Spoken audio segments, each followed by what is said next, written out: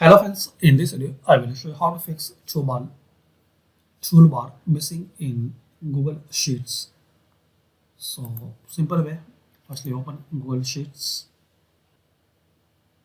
and to show and hide toolbar, very simple and basic way, press Ctrl Shift F to hide and show, Ctrl Shift F to show and hide this way. Another way, click here, this arrow to show and hide toolbar. So shortcut is Control Shift and F key on keyboard to hide and show. So thanks for watching, and this is the basic way to show and hide toolbar on Google Sheets.